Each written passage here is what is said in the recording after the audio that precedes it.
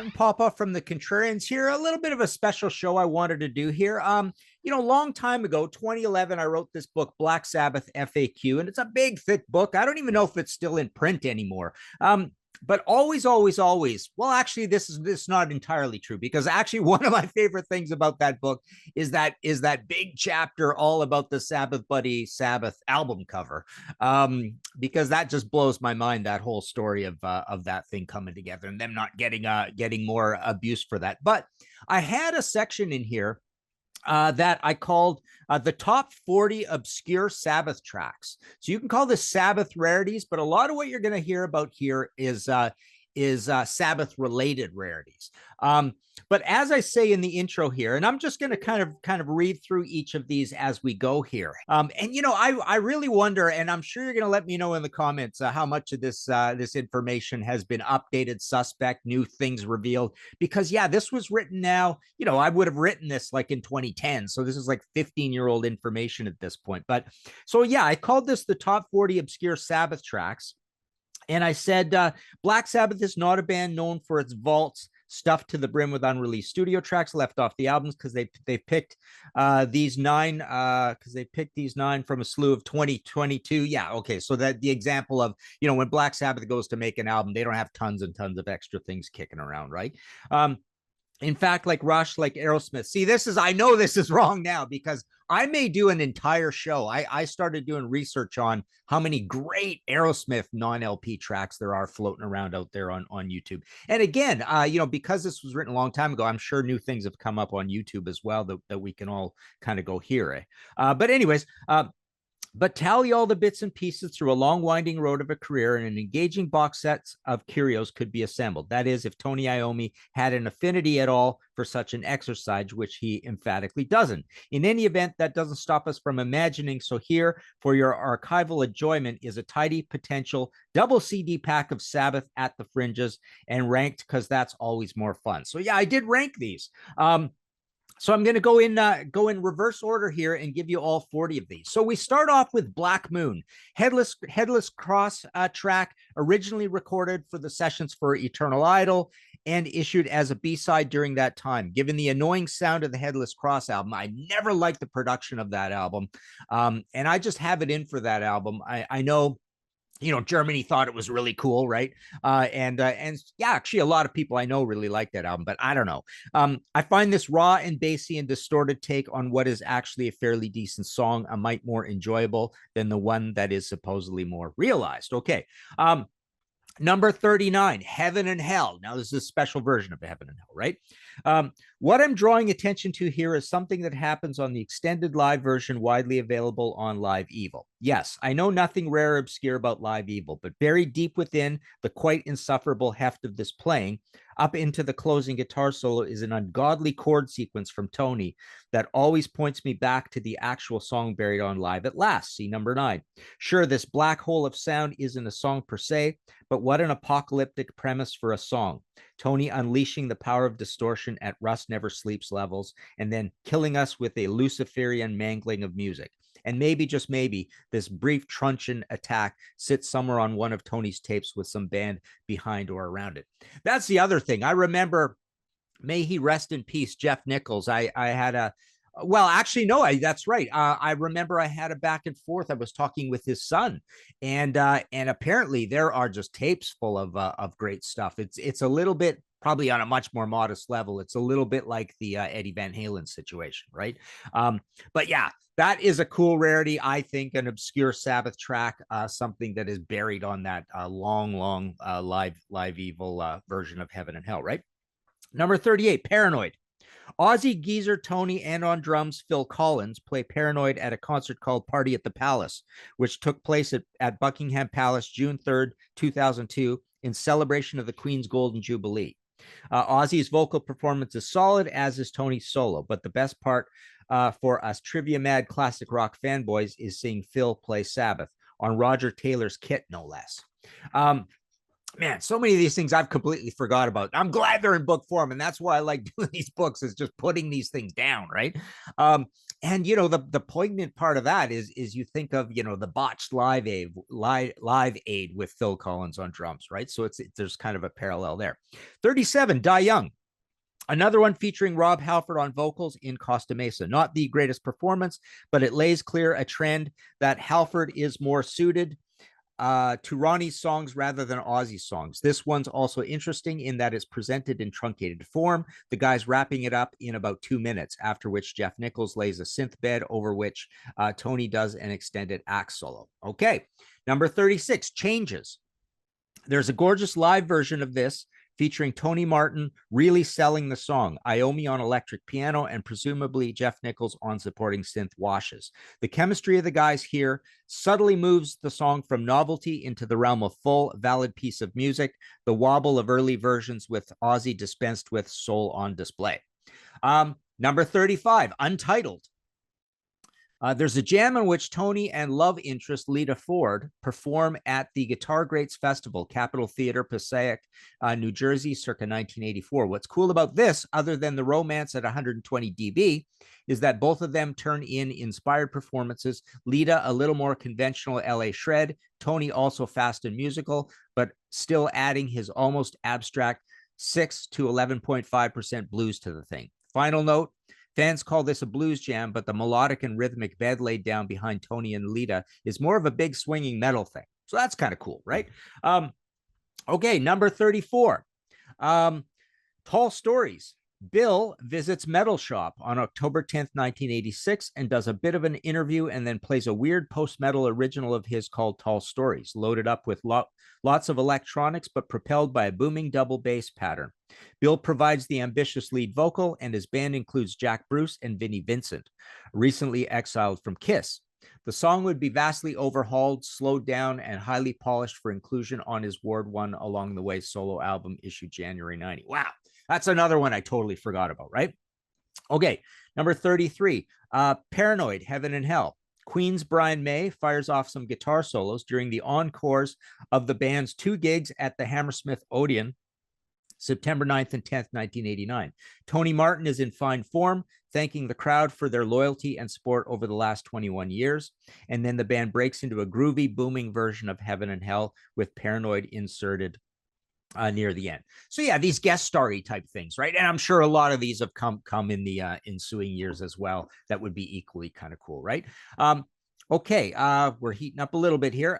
Number 32, Some Kind of Woman. This non-LP party rocker was offered up on a 12-inch version of The Shining and represents a side of the band that knocks the world off its axis. Tony butt shaking like Steve Vai or Eddie Van Halen to Tony Martin's Diamond Dave over a thumping rapid-fire shuffle that is all shy boy who is hot for teacher. Okay. Number 31, Cloak and Dagger. Yeah, this one's getting a little more famous.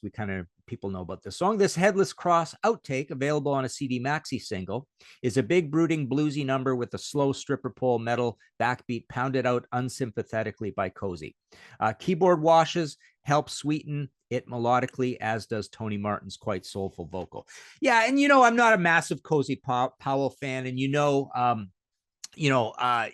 I think underscoring the reason for me not liking Cozy is the whole Headless Cross thing and Tear situation, right? I think he's not Tear, right? I believe. Okay, number 30, Letters from Earth.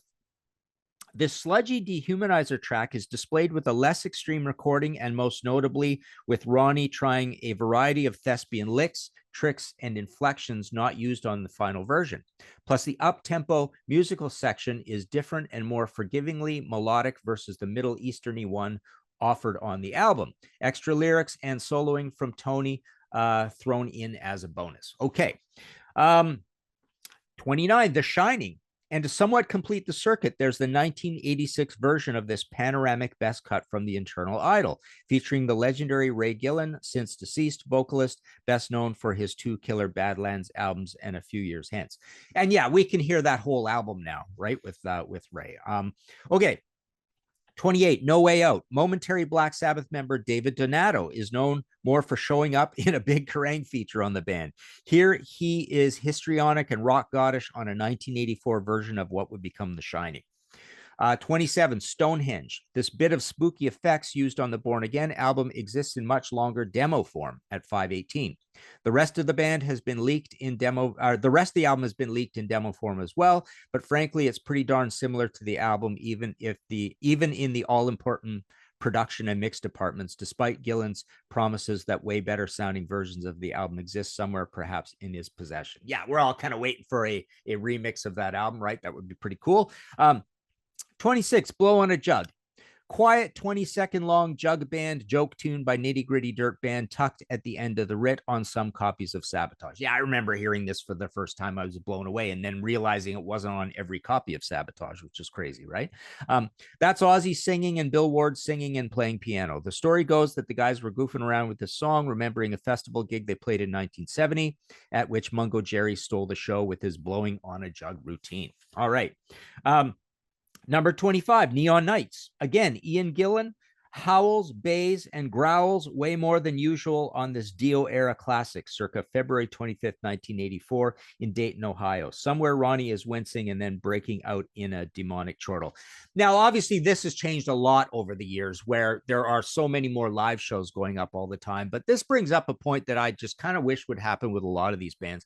I would love to see, like I've said this a bunch of times, but Dave Lewis, you know, the world's premier Led Zeppelin scholar, right? I would love to see him get together with Jimmy Page and put together the absolute best perfect live versions across all these bootlegs, sound quality, performance, you name it, everything, Robert singing good, and literally write like a paragraph on why this is on there. Like I would like to see a 4 CD Led Zeppelin live set of just the cream of the crop of Led Zeppelin live, because we know that they were hit and miss, right? And when they were hit, they were really good, right? Same thing with Black Sabbath with this example I just picked up, right? Well, here's another one, actually. 24, Walpurgis, an early version of War Pigs with totally different lyrics. One take on this is officially available on Ozzy's The Ozman Cometh Hits pack, but situated up the rarity scale would be the demo version from the 8 CDs gathered to create the expanded reissues. See chapter 35. Okay. Number 23, Killing Yourself to Live. Bootleg exists of the song live in early road test version featuring different lyrics, but there's also the more widely available Live at Last Past Lives version from March 73. 22, Straws. I put this in here because Bill Ward, oh man, just everything Bill Ward did was just incredible. He is like the heavy metal Roger Waters, right? He's by far the most creative solo artist from this band, right? Okay, this magnificent Bill Ward solo track was issued as a CD single in a limited hand-numbered edition of 1200, signed by Bill, proceeds to charity. The song itself is a masterpiece of passionate, intelligent anti-war lyrics set to a musical bed of genius that one could only describe as Roger Waters' solo, blessed by the production wiles of Queen's best 70s work, say Jazz or The Debut. How Bill manages to create such a cathedral of crafted sound and searing emotion in a mere 308 is beyond the intellectual reach of this writer's headbanging head. All right, number 21. This is another one celebrated. It's just a curio, right? But anyways, 21, Blue Suede Shoes. Properly recorded on video for the Bremen, Germany TV show Beat Club, broadcast September 26, 1970. Other tracks performed are as follows: Paranoid Iron Man and Black Sabbath, available officially on the Black Box box set. 20, Supernaut. On the widely traded August 23rd, 1983 performance in Lund, Sweden, Gillan offers an interesting interpretation of the vocal. That aside, again, it's cool to hear these odd chestnuts bassed out by the oddball lineup. That's another thing that would be really exciting, wouldn't it be? Just literally go to just all the Ian Gillan songs and tours and find the most amazing vocal performances and, you know, oddball songs like this and put out a really cool, you know, double CD package or something, right? Okay, 19, Heat in the Street, a wicked party rockin' Geezer Butler Band song from 1986, available in fairly decent live promo video format. 18, Bad Blood, another unreleased Dehumanizer track. There's also a groover called Caught in the Middle and an instrumental called Raising Hell. Again, like the next time, this one shakes it up, but feels a little more stadium bound, stacked up against the downwound tunes that made this frustratingly lethargic record. Number 17, Computer God. Rob Halford's surprise set as vocalist for the band in Costa Mesa, California in November 92 includes some clunker performances, the metal gods, witch cackle, just not working hither and thither, some of these songs not calling for high shrieks, bum notes occasionally causing distraction. But it's most amusing to hear him tackle this dehumanizer track and nail it with razor-sharp articulation. Part of our pleasure, of course, comes from hearing him work hard enough to help with a song he's not expected to know and that he's picked up mostly from memory. In other words, what a trooper. Absolutely. That's pretty wicked. Number 16, Loser Gets It All. Again, astonishingly late years Sabbath reserve pretty much the best song from the sessions to use as a Japanese bonus track. This one's an epic stormer, left Oriental only for 1995's underwhelming Forbidden. Short at 2:57, but packed with action. Okay.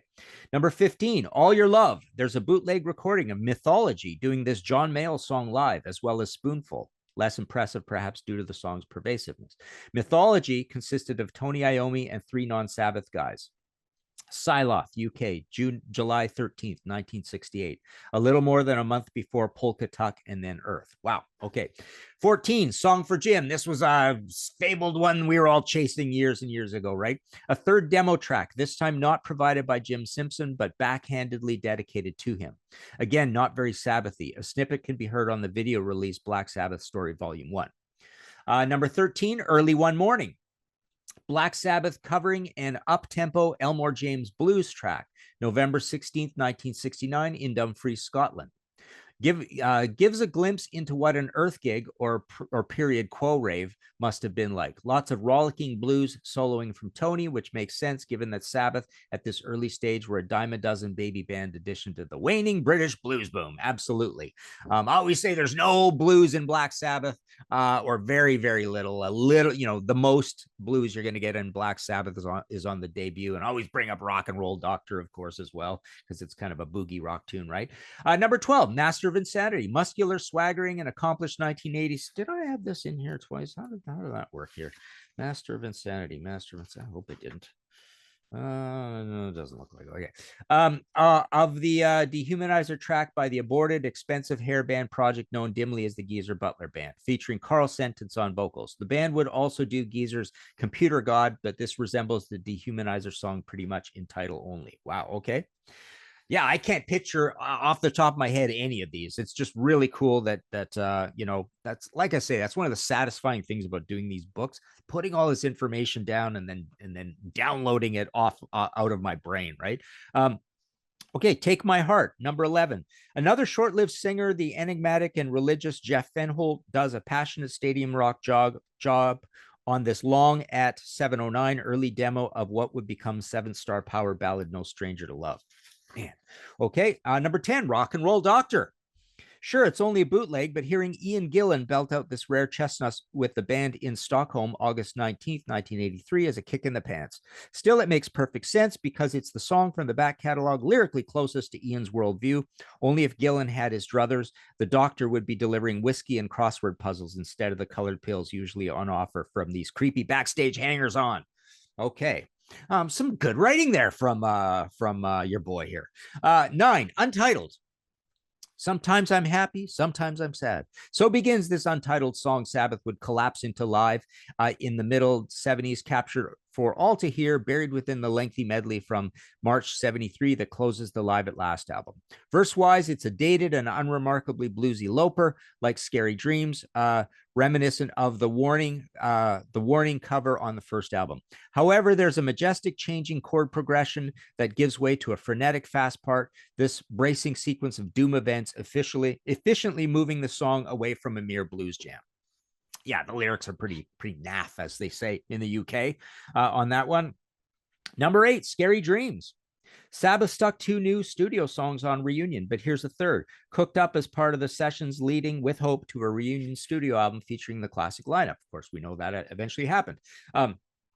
I happened to catch a playing of this song live at Ozfest 2001's Toronto stop. Unfortunately, it's no great shakes, being an underwritten doomy blues, slow, repetitive, lengthy, something that would have been called filler on the debut from 30 years earlier.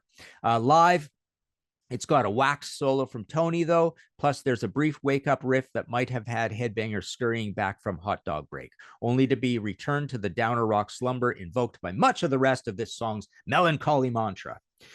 Number 7, Junior's Eyes, a version that features short-lived Sabbath vocalist Dave Walker, ex-Savoy Brown, on vocals. Ozzy had abruptly left the band, making way for this throaty, gravelly, largely indecipherable take that nonetheless grooves hugely. Different lyrics too, of course, as Dave had been given the task of writing the lyrics for what would become the Never Say Die album. This early version of Junior's Eyes was performed along with War Pigs on BBC Midland's Look Here on January 6, 1978. There you go. Number 6, What's the Use? Japanese bonus track for the Cross Purposes album from 1994. Hot Clockin' and Hot Rockin' at 303. Had this made the official release, it would have been the best track amongst a raft of easy to vanquish stinkers. Rivals The Fallen, actually, as best Sabbath song not to make an album. Number 5, more on that later, as we say on Sea of Tranquility. Number 5, The Rebel. A second Norman Haynes cover suggested by then-manager Jim Simpson. This track was recorded in August 69 at Trident Studios, if the box is to be believed. It's a nice Beatlesque, almost pastoral ditty, amusingly not Sabbath-like. Features Ozzy in his early days low register and Iommi wedging in grungy guitar where it doesn't quite fit, but God love him. Choice lead licks as well, not to mention breaks and proggy bits that raise it beyond its mostly copacetic psych rock vibe. Significant in that the band at this point was definitely called Earth and not Black Sabbath. When the band recorded When I Came Down, they were a couple weeks into their scary new name. Yeah, we all know that funny thing about Ozzy. Ozzy sang low. We know that Steven Tyler, sang in a lower register on the first Aerosmith album, and this is kind of like emulating the blues greats, right? And Roger Daltrey did kind of the same thing early on, and Ozzy did kind of the same thing, right? 4, The Next Time. This Dehumanizer demo from 1991 features the second most classic version of the band firing on all sixes. Had this made the album, it would have been one of the highlights given its grinding riff rife with pregnant pauses, adequate melody, impassioned Dio vocals, and squarely mid-paced critical mass. A potential welcome addition to the sluggish sum total of the album's final composition. Features the since deceased Cozy Powell on brutish bashing drums. Cozy briefly part of the band until Ronnie couldn't take it anymore. This brings up a point. Like when I was talking to Jeff Nichols' son, I believe he leaked. Did he not leak a full, also awesome, totally heaven and hell era Black Sabbath song? So I think if he did, that officially now makes this list out of date, because that would have gone way up the list, right? Number 3, The Fallen. On music merit alone, this is the most enjoyable and accomplished Sabbath rarity. The Fallen being a fast and complicated headbanger not used for Born Again, the one Sabbath album fronted intriguingly by Ian Gillan. Note the very punk rock chorus. There's a whole subtext of songs written by Saskatchewan rockers Kick Axe being submitted for possible use, as well as the possibility that Ron Keel would wind up vocalist for Sabbath.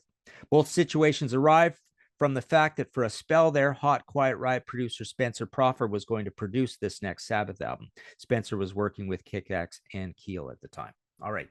Number 2, When I Came Down. Black Sabbath covering the obscure Norman Haynes, ex-Locomotive keyboardist, and sounding funky, bluesy, doomy in the process. In other words, this track could have fit adequately on the band's debut album, much like the other cover there, Warning, by Ainsley Dunbar Retaliation.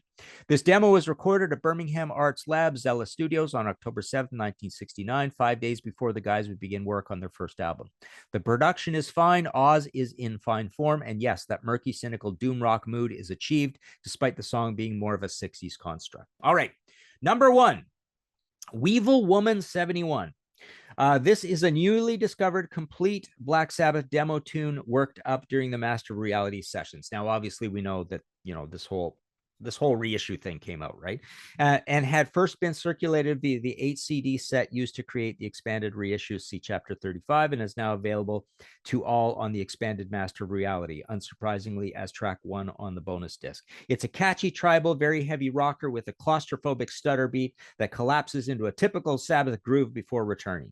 As stated in the related chapter, it's a bit weak compared to what made Master of Reality masterful, but nonetheless, say on the debut, it would have been one of the top 2 two or three heaviest tracks. A very interesting construction. Note, on the text provided with the demos, it's Weevil Women. But that reminds me of Honky Tonk Women that always people forget about, right? But on the official reissue, it's Weevil Woman. Okay, so there you go. That is the top 40 Sabbath obscurities, rarities, whatever you want to call them. That gives you some nice digging in that you can do to go check out some of the nooks and crannies of the Sabbath catalog. Let us know what you thought of this show in the comments below. Yeah, unfortunately, this is a band that didn't have tons and tons of stuff. That actually might be a pretty cool show. Which bands offer the very least? I think Rush might win that one, right? Although early on they had some pretty cool stuff, right? But other than that, later on, yeah, it just dried up. They were not making songs that did not show up on the albums. But yeah, you can join our Ko-Fi and all that stuff. I've got my 2 Black Sabbath books, not this one, but my other 2, The Story of the Band, are still available. Sabotage and Born Again, and 120 other titles or so, 110 maybe of the 130 over at martinpopoff.com. But yeah, we've got merch, we've got Ko-Fi, we've got a Patreon situation, which gets you on our panels. But there you go, the top 40 Black Sabbath rarities.